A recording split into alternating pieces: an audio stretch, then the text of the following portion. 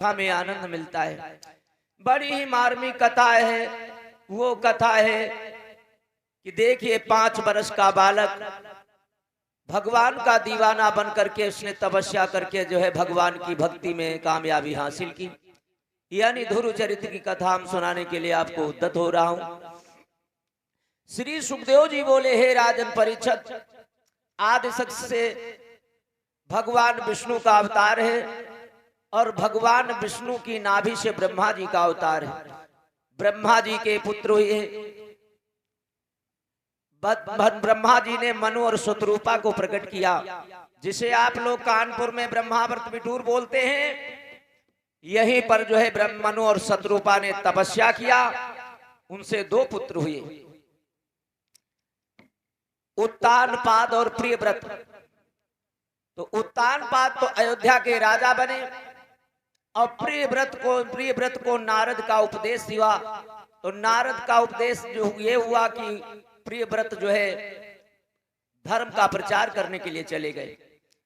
महाराज उत्तानपाद अयोध्या के राजा हैं।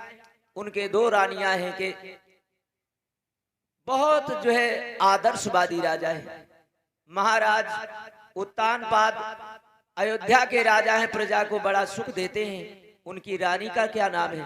सुनीति, जिसकी बड़ी सुंदर नीति है। धीरे धीरे भक्तों समय गुजरता गया। कैसे थे महाराज उत्तानपाद?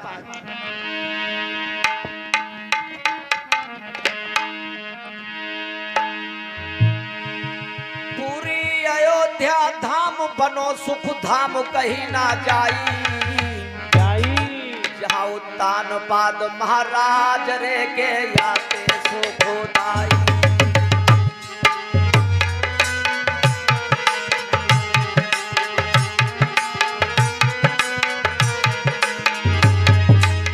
पूरी अयोध्या धाम बनो सुख धाम कहीं ना जाई, कहीं ना जाई। जहाँ उत्तानपाद महाराज रे के याते सुखदाई।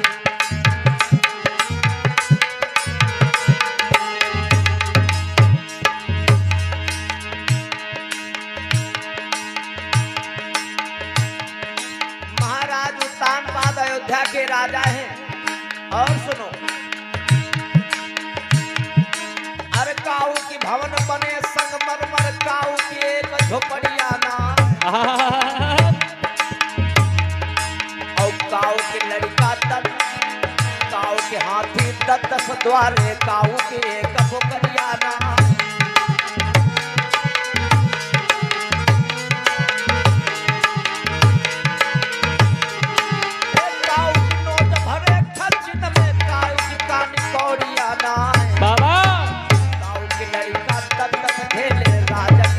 छोकरिया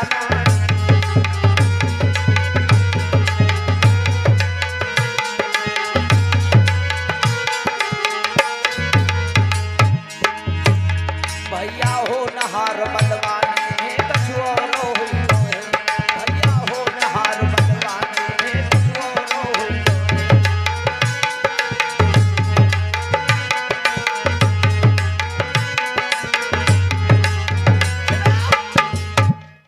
महाराज उत्तानपाद अयोध्या नरेश बड़े आदर्शवादी राजा हैं, जिनकी अजकिरत की ध्वजा स्वर्ग में विराजमान है। महाराज की रानी का नाम है सुनीति, जिसकी बड़ी सुंदर नीति है, जो बड़ी ही पतिव्रता रानी है। सुबह होते अपने पति के दर्शन किया करती थी, पति के पैर छुआ करती थी। हजारों घर में बांधियां थी। यदि पति प्यासा होता था तो अपने बांदियों से नहीं कहती, ओरी बहना मेरे पति प्यासे हैं, जाकर के तू पानी दे दे। खुद पानी लेकर के जाती थी। ऐसी देश की हमारे देवियां थी।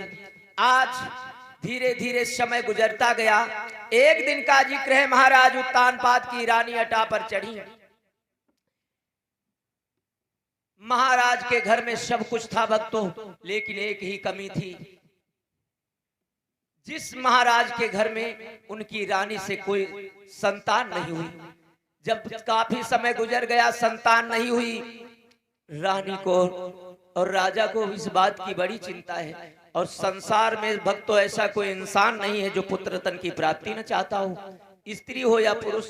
महाराज को इस बात की बड़ी चिंता है कि आने वाले समय में अयोध्या नरेश कौन बनेगा। महाराज की रानी जो है सुनीति, एक दिन का जिक्र है, अटा पर घूम रही है और देख रही है कि प्रजा की स्त्रियां अपने अपने द्वारे अपने पुत्रों को खिला रही हैं। वैसे तो रानी है, लेकिन जब स्त्रियां अपने बच्चों को खिला रही हैं, जो रानी को देखा कि अटा पर रानी घूम रही है, तो अपने बच्चे को लेकर के जो है प्रजा की स्त्री घर में घुस गई और कह के गई कि रानी तो जरूर है, लेकिन बांझिन का मेरा पुत्र जो है मुंह नहीं देखेगा। ये रानी जब सुना है कि पुत्र को लेकर के घर में घुस गई और कह करके गई कि रानी तो जरूर है, लेकिन बांझिन है, बांझिन का जो है मुंह मेरा बेटा नहीं देखेगा।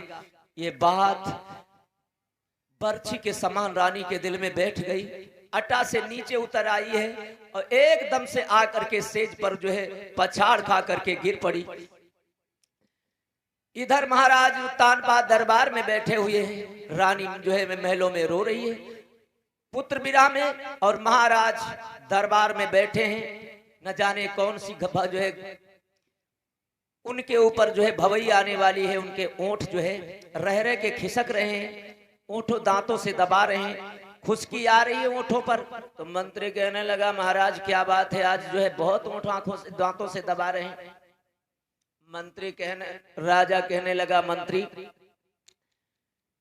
आज मेरा मन बड़ा विचलित हो रहा है। ठंडा पियो। ठंडा नहीं पी सकता, मेरा मन विचलित हो रहा है। मंत्री कहने लगा अगर ज्यादा मन विचलित हो रहा है, महलों में चले जाओ, रानी से के पास में 2-4 मिनट बातें करना, दिल बहल जाएगा। मेरे भगवत प्रेमियों, आज दिल बहलाने के लिए महाराज उत्तानपाद अपने जो है महलों के लिए जब पहुंचे तो क्या देखा है, बाहर से ही आवाज आ रही है रोने की। और जिस समय पास में पहुंचे हैं रानी के, तो रानी पड़ी हुई रो रही थी। पति को देखा, उठ करके बैठ गई। महाराज पूछने लगे, हे भद्रे, हे भावनी, इस रूठने का रोने का कारण क्या है?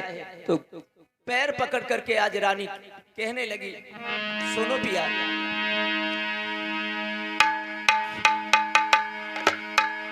कितने दिन तक न संतान भई, दुनिया सब हंसे उड़ाती है।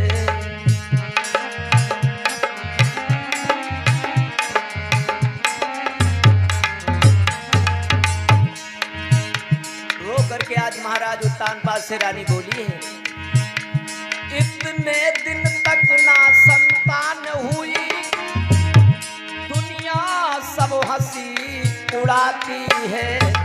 जय हो गुरुदेव जी। कोई तुम्हें निमल बतलाता है, कोई तुम्हें निमल बतलाता है, दुल्हन जा बाज कहाती।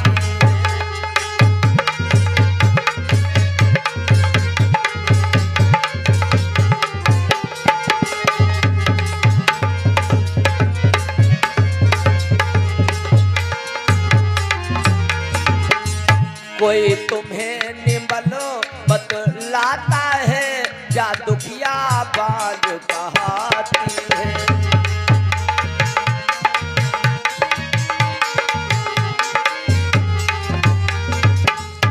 आज कहने लगी रानी, महाराज आप तो जानते हैं, शायद मेरे जीवन में मेरे कों के ऊपर पत्थर पड़ गए जो मैं एक पुत्र को जन्म न दे सकी। हर स्त्री प्रजा की जो है मैं बांझ के नजर से देखती है, क्या करूं? राजा कहने लगा, भद्रे, इसमें हमारा आपका क्या दोष है? ये तो विधाता के हाथ में है, संतान देना ना देना ये तो विधाता के हाथ में है, इसमें हमारा आपका क्या दोष है? लेकिन रानी कहने लगी, महाराज यदि मेरे कोख से पुत्र न हुआ तो मैं सत्य कहती हूं कि प्राण को दे करके यही आंगन में मर जाऊंगी। राजा कहने लगा, तो फिर क्या बात है? एकदम से रानी कहने लगी, महाराज यदि मेरी एक बात मानो तो एक सलाह मानो। तो रानी बोली है, देखिए कितनी गूढ़ी बातों से समझाने लगी रानी।